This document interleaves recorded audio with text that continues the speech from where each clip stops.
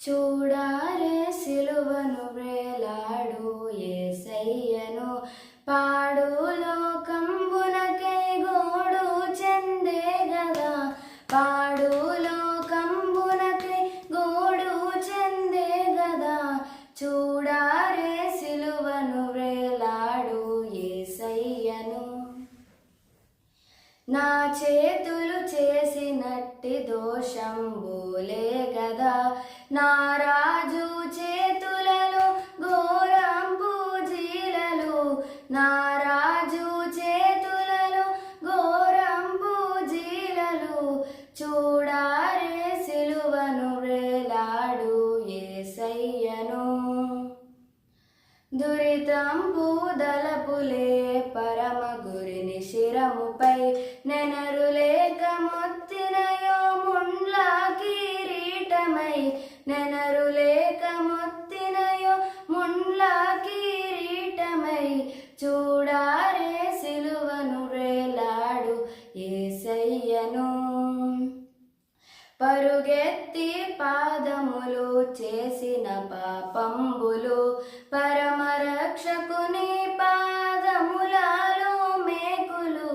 పరమరక్షకుని పాదములలో మేకులు చూడారే సిలువను వేలాడు యేసయ్యను పాపేక్ష తోడగూడు నాడు చెడ్డ పడకలై పరమ గురిని ప్రక్కలోని బల్లేపు పోటులు పరమ గురిని ప్రక్కలోని బల్లెంపు పోటులు చూడారే సిలువను వేలాడు యేసయ్యను పాడు లోకంబునకై గూడు చెందే గదా పాడు లోకంబునకై గూడు చెందే గదా చూడారే సిలువను వేలాడు యేసయ్యను.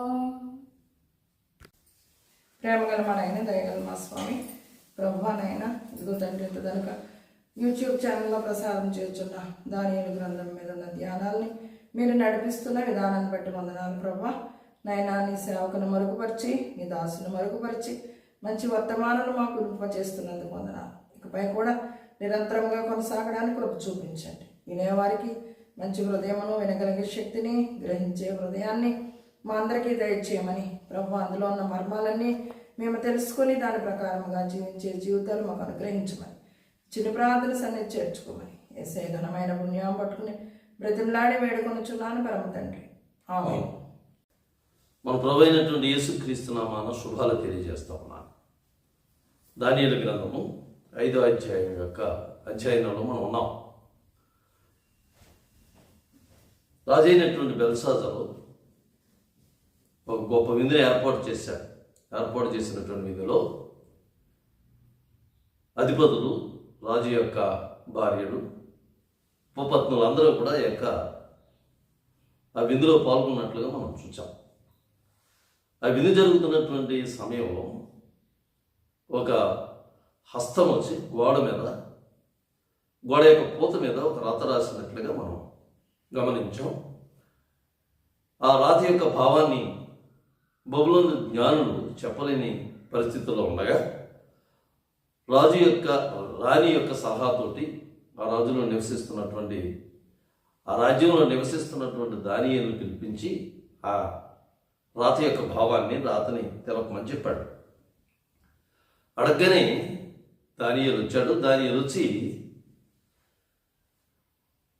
రాజుతో మాట్లాడుతూ ఉన్నాడు. ఒక గొప్ప ప్రసంగం చేసినట్లుగా మనం చూస్తూ ఉన్నాం. ఏంటి ఆ గొప్ప ప్రసంగం అని అంటే, పాత నిబంధన కాలంలో ప్రవక్తల్ని దేవుడు రాజుల్ని సరిదిద్దడానికి, రాజులకి సందేశాన్ని అందించడానికి, రాజుల్ని ఒప్పింప చేయడానికి ప్రవక్తలను పంపించేవాడు. మనందరికీ తెలిసిన రీతిగా దావీదు పాపం చేసిన తర్వాత నాతాను ప్రవక్తని దేవుడు దావీదు దగ్గరికి పంపించాడు. సమూయేలుకు రాసినటువంటి 2వ గ్రంథం 12వ అధ్యాయంలో ఇతి వృత్తాంతం. అదేవిధంగా అహాబు చేసినటువంటి పాపాన్ని బట్టి ఏలియాని పంపించాడు. జాగ్రత్తగా గమనించినట్లయితే బెల్షాజర్ చేసినటువంటి పాపాన్ని బట్టి దానియేలుని దేవుడు బెల్షాజర్ దగ్గరికి పంపించాడు. పంపించిన తర్వాత దానియేలు బెల్షాజర్ గురించి మాట్లాడుతూ ఉన్నాడు. ఏం మాట్లాడుతున్నాడో ఈరోజు మనం ఈ యొక్క ఎపిసోడ్లో మనం గమనిద్దాం. దానియేలు ఈ 5వ అధ్యాయం 19వ వచనం నుంచి మాట్లాడుతూ చరిత్ర చెప్తా ఉన్నాడు. ఈ బబులోనులో గొప్ప రాజు అయినటువంటి నెబుకద్నెజరుకి కలిగినటువంటి ఎదుగుదల ఉన్నత స్థితిని బట్టి చెప్తా ఉన్నాడు. నెబుకద్నెజరుకి కలిగినటువంటి ఉన్నత స్థితి గల కారణాన్ని చెప్పాడు. దానికి కారణం మనందరికి తెలిసినటువంటిదే. దేవుడు నెబుకద్నెజరుని ఆశీర్వదించాడు, ఏర్పాటు చేసుకున్నాడు. కాబట్టి నెబుకద్నెజరుని దేవుడు ఆశీర్వదించాడు. కాబట్టి ఆయన ఎదుగుదల గల కారణం ఎవరు అని అంటే దేవుడే అని చెప్తున్నాడు. రెండవదిగా నెబుకద్నెజరు పతనానికి గల కారణం. నెబుకద్నెజరు తాను హెచ్చించుకోవడం ద్వారా పతనం అయిపోయాడు. తన పాపాన్ని తెలుసుకోవడం ద్వారా మళ్ళీ పునరుద్ధరించబడ్డాడు అని చెప్పి 2వ భాగంగా చెప్తున్నాడు. మనందరికి తెలిసినటువంటిదే 4వ అధ్యాయంలో మనం చూసాం. నెబుకద్నెజరు పతన స్థితికి వెళ్ళిపోయి దీనస్థితికి వెళ్ళిపోయి ఒక మృగంగా ఒక పశువుగా ప్రవర్తించి మరలా దేవుడు సర్వాధికారి అని తెలుసుకున్న తర్వాత తన రాజ్యాన్ని తను పొందుకోగలిగాడు. ఇది నెబుకద్నెజరు యొక్క పతనము పునరుద్ధానం గురించి చెప్పాడు, పునరుద్ధరణ గురించి. ఇప్పుడు బెల్షాజర్ని ఉద్దేశించి మాట్లాడుతూ ఉన్నాడు. ఈ నెబుకద్నెజరుకి ఏం మాట్లాడుతున్నాడు అని గమనించినట్లయితే 23వ వచనం నుంచి ఆ భాగం రాయబడింది. నెబుకద్నెజరుకి జరిగినటువంటి అన్ని విషయాలు నీకు తెలుసు, ఇవన్నీ నీవు ఈ సంగతి అంతయు ఎరిగి ఉండి అని 23వ వచనం ప్రారంభించబడది. బెల్షాజరు అన్న అతని కుమారుడు నీవు ఆ సంగతి అంతయు ఎరిగిండు. ఆ సంగతి అంటే చరిత్ర. నెబుకద్నెజరు యొక్క పరిస్థితి అంతా ఎరిగిండు అంటే నీకు అన్నీ తెలుసు. నెబుకద్నెజరు ఎందుకు పతనమయ్యాడో తెలుసు, నెబుకద్నెజరు ఎందుకు అభివృద్ధి చెందాడో నీకు తెలుసు. ఇవన్నీ సంగతులు తెలిసి నువ్వు చేసినటువంటి పాపం ఏంటనంటే నీవు మనసును అణుచుకొనలేదు. నీ మనసులో ఉన్నటువంటి కోరికల్ని, నీ మనసులో ఉన్నటువంటి విషయాల్ని జరిపించుకోవడంలో మనసును అణుచుకొనక, అంటే కంట్రోల్ చేసుకోలేక, నీ ఎమోషన్స్ అణుచుకోనలేక పరలోకమందున్న ప్రభువు మీద నిన్ను నీవు హెచ్చించుకుని మానవుడు చేసేటటువంటి పాపాలన్నింటిలోనూ అతి ప్రాముఖ్యమైనటువంటి పాపం ఏంటంటే తను హెచ్చించుకోవడం.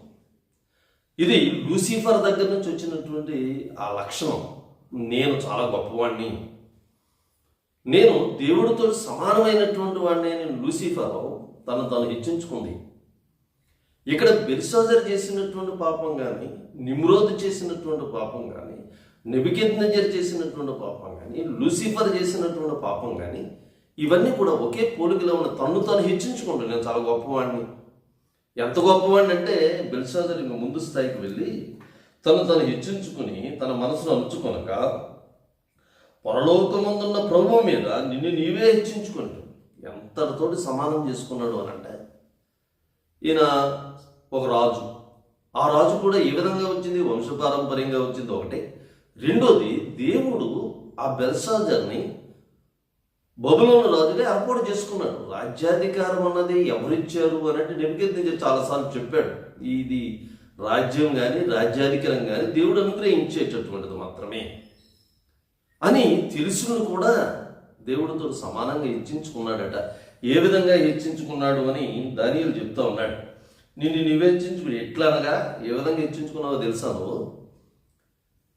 నువ్వు విందు ఏర్పాటు చేసావు అధికారులతోటి. ఈ భార్యలు వారి యొక్క ఉపపత్నులు ఎట్లనగా నీవును అదే పార్టీలో లేకపోతే విందులో పాల్గొన్నటువంటి నువ్వు పాల్గొన్నావు, నీ అధికారులు పాల్గొన్నారు, నీ రాజులు పాల్గొన్నారు, నీ ఉపపత్నులు కూడా పాల్గొన్నారు. ఈ పాల్గొన్న ఈ సందర్భంలో దేవుని ఆలయంలో నుంచి తేబడినటువంటి ఆ ఉపకరణాలని నువ్వు విందులో ద్రాక్షారసం తాగడానికి ఉపయోగించుకున్నావు. ఇది నువ్వు చేసినటువంటి మొట్టమొదటి తప్పు. నువ్వు నిన్ను హెచ్చించుకున్నావు. ఏ విధంగా హెచ్చించుకున్నావు? దేవుడు సన్నిధిలో ఉండాల్సిన ఉపకరణాలను వాడుకున్నావు. ఇది మొదటి నువ్వు చేసినటువంటి మొదటి తప్పు. రెండవ తప్పు ఏంటనంటే రాతితోటి, రాయితోటి, చెక్కతోటి, ఇత్తడితోటి ఇటుగా తయారు చేయబడినటువంటి విగ్రహాలని ఆ దేవుని ఉపకరణాలు తెచ్చుకున్న వాటితో సేవిస్తూ వాటిని ఆరాధించావు, వాటిని స్తుతించావు, వాటిని కనపరిచావు. ఇది నువ్వు చేసినటువంటి రెండవ తప్పు. మూడవ తప్పు ఏంటంటే నువ్వు ఎవరిని స్తుతించాలి, ఎవరిని ఆరాధించాలంటే, ఎవరిని గనపరచాలంటే నీకు ఆ రాజ్యాధికారం ఇచ్చినటువంటి దేవుణ్ణి నువ్వు ఆరాధించాలి. 23వ వచనం యొక్క చివరి భాగాన్ని గమనించినట్లయితే ఆయన నువ్వు గనపరచలేదు. నువ్వు గనపరచాల్సినటువంటి వాడిని గనపరచకుండా ఎవరిని గనపరుస్తూ ఉన్నావు అనంటే రాతి విగ్రహాల్ని, నువ్వు చేతితో చేయబడినటువంటి విగ్రహాలని, దేవుడు కానటువంటి వారిని దేవుణ్ణి గనపరుస్తున్నావు, నిజమైనటువంటి దేవుణ్ణి గనపరచకుండా. ఇది నువ్వు చేసినటువంటి అతి పాపాలన్నీ నీ ముందు పెడతా ఉన్నాడు దానియేలు.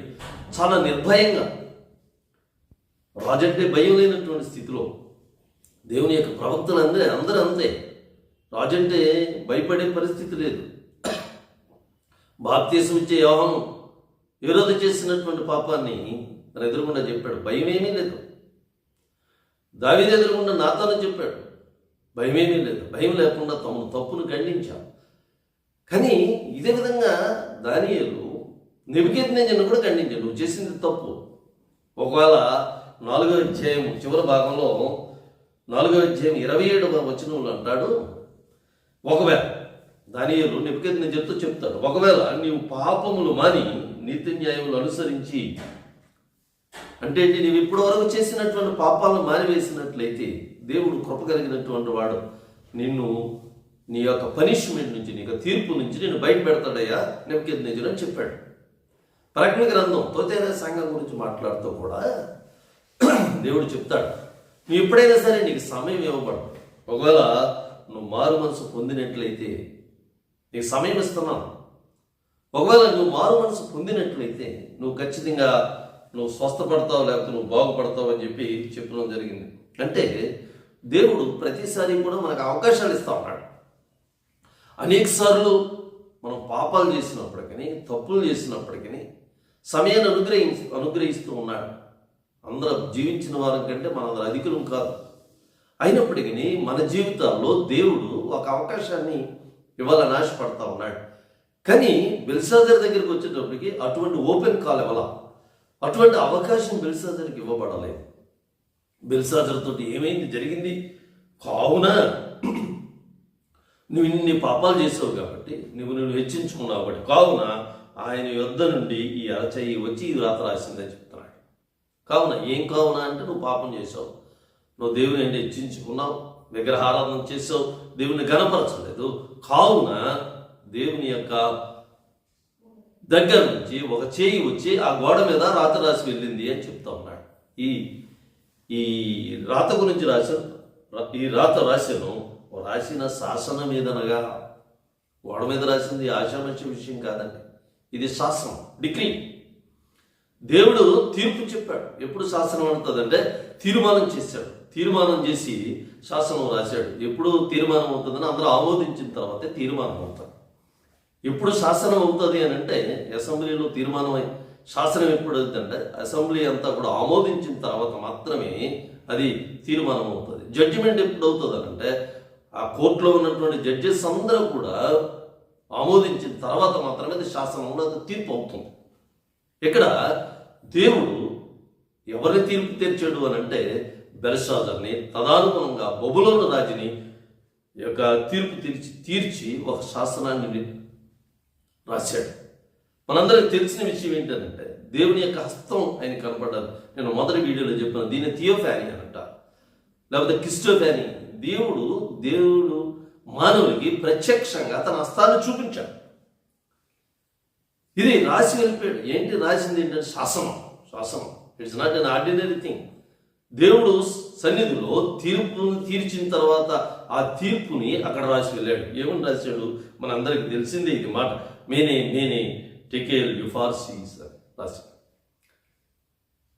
ఇది ఎవరికి అర్థం కాలేదు ఏం రాశారు అని. మనకు చాలాసార్లు చాలా సందర్భాల్లో బైబిల్లో అర్థం కానటువంటి సందర్భాలు ఉన్నాయి మనకి.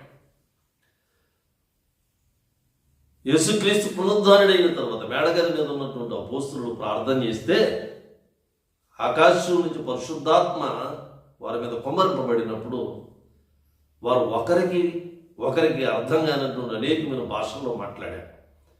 దేవుని యొక్క కార్యం జరిగింది. దేవుడు పరలోకం నుంచి భూమి మీదకి వచ్చి ఈ అపోస్తలుల మధ్యలో ఒక గొప్ప కార్యాన్ని చేశాడు. అంటే దేవుడు మానవునికి తీర్పు చెప్పేటప్పుడు కొన్ని ఇలాంటి గుర్తులు మనకు అర్థం కానటువంటి ఎవరికి అర్థమవుతాయి? మానవునికి అర్థం కాకపోతే అంటే దేవునికి అర్థమవుతాయి, లేకపోతే దేవుని జ్ఞానం కలిగినటువంటి వారికి అర్థమవుతాయి.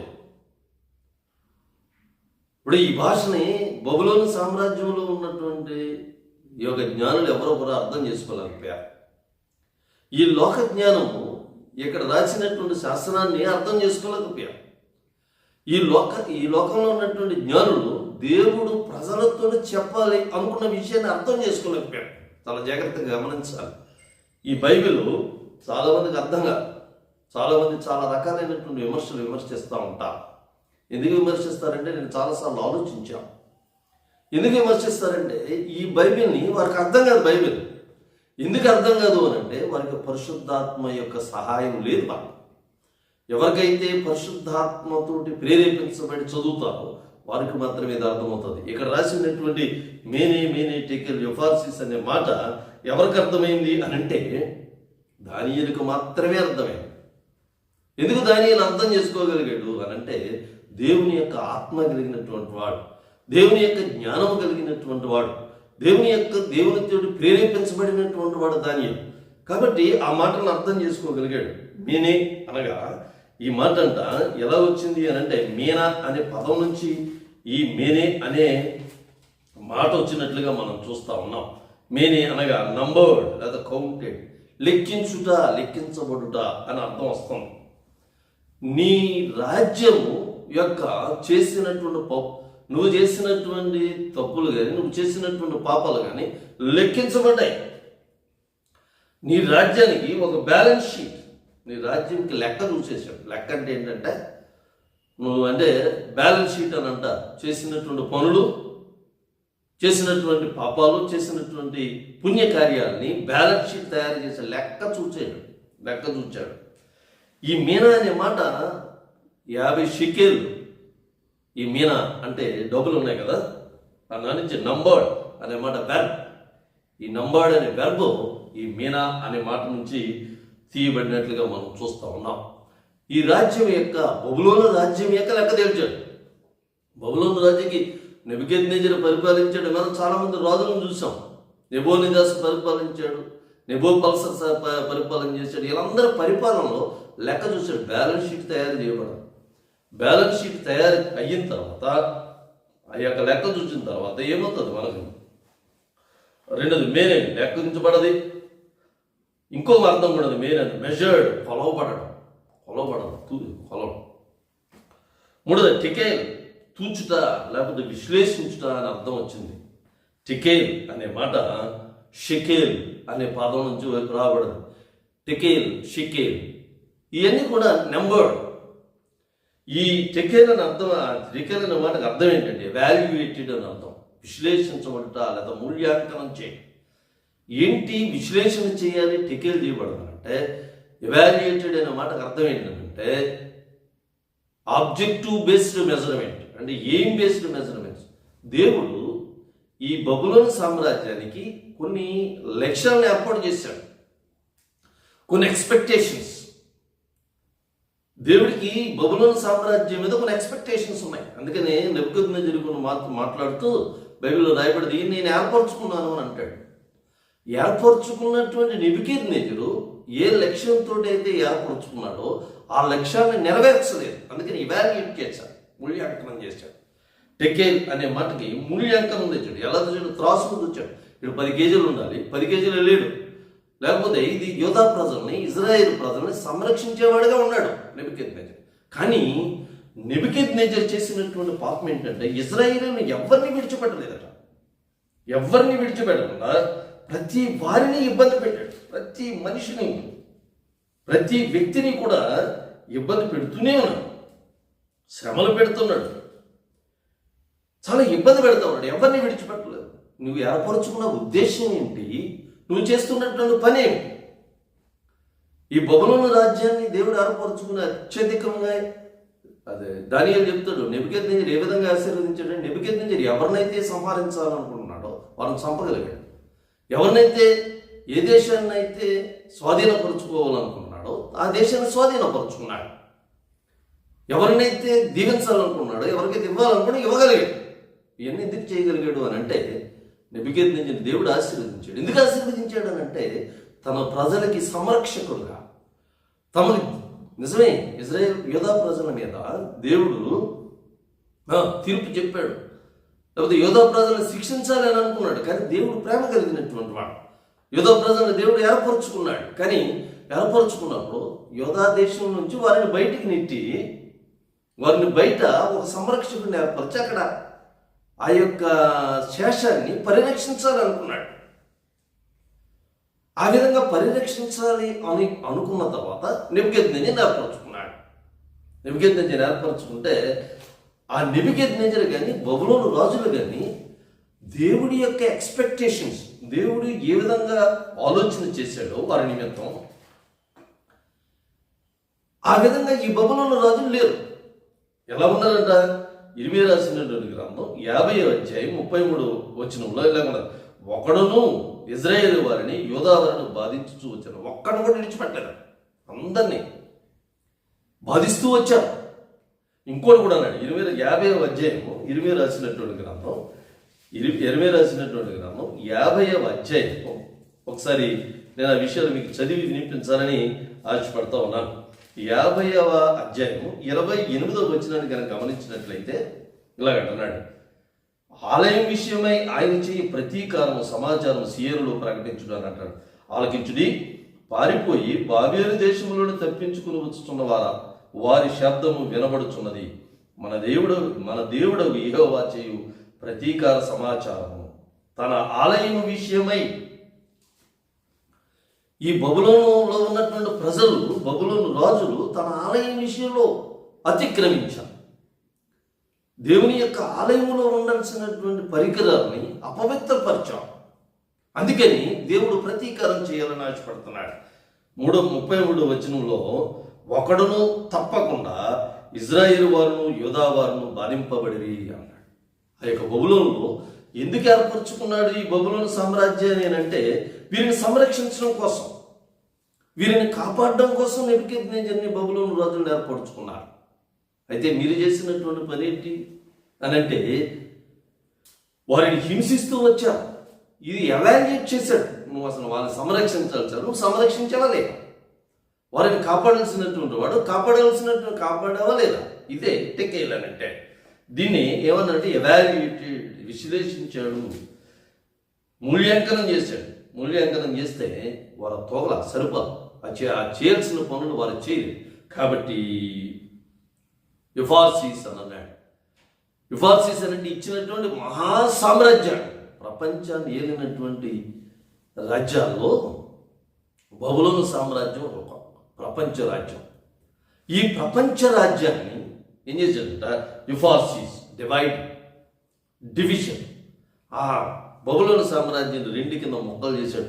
అప్పటి వరకు మనకు తెలుసు, నెబుకద్నెజరుకి కలిగినటువంటి స్వప్నంలో శిరస్సుగా ఒకటిగా ఉన్నటువంటి సామ్రాజ్యం 2 హస్తాలు, 2 చేతులుగా డివైడ్ అయిపోయింది, డివిజన్ అయిపోయింది. టెకేన్, అదే యుఫార్సీస్, డివైడెడ్, విభజించబడ్డది. నీ రాజ్యం విభజించబడ్డది.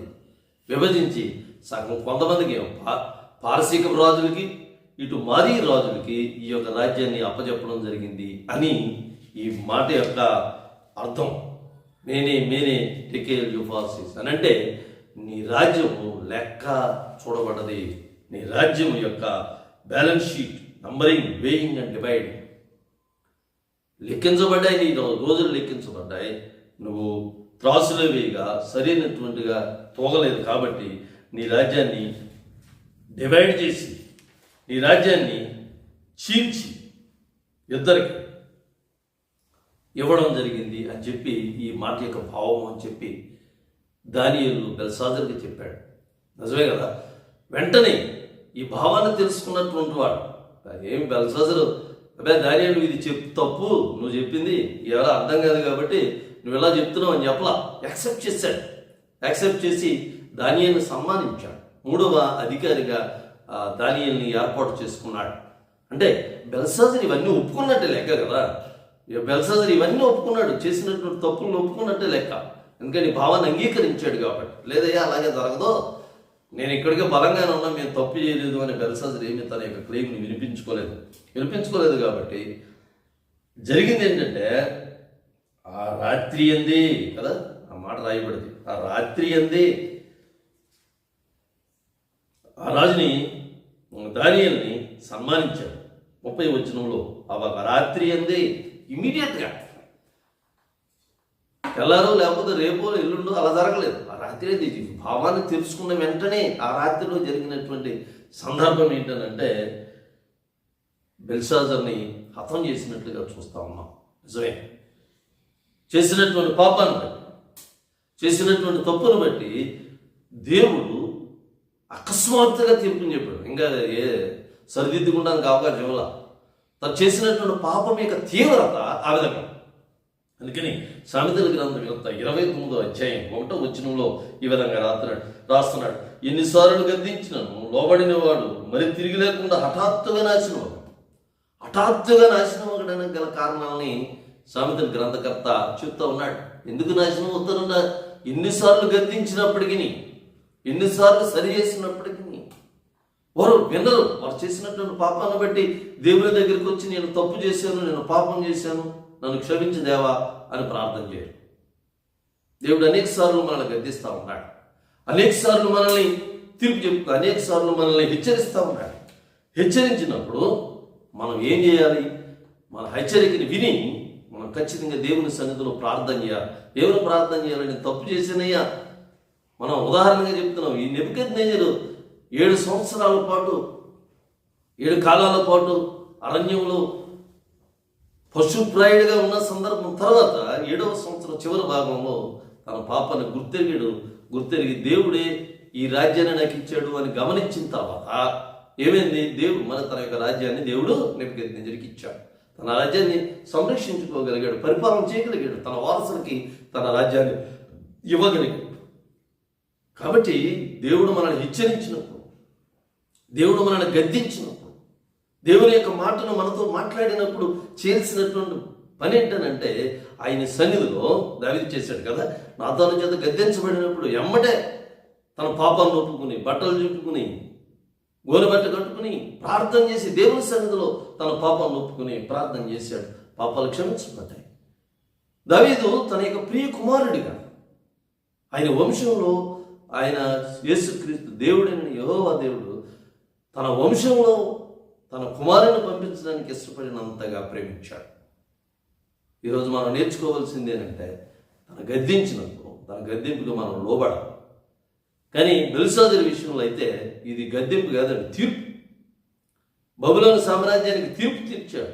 తీర్పు తీర్చడం కూడా ఇది ప్రవక్తలు ప్రవచించిన రీతిగా, ప్రవక్తల యొక్క ఈ ప్రవచనాల యొక్క నెరవేర్పు. 70 సంవత్సరాల కాలం యూదా ప్రజలు బబులోని యొక్క చెరలో ఉండవలసిన వారుగా ఉన్నారు కాబట్టి ఆ 70 సంవత్సరాలు ఈ రోజుతోటి నిండిపోయింది.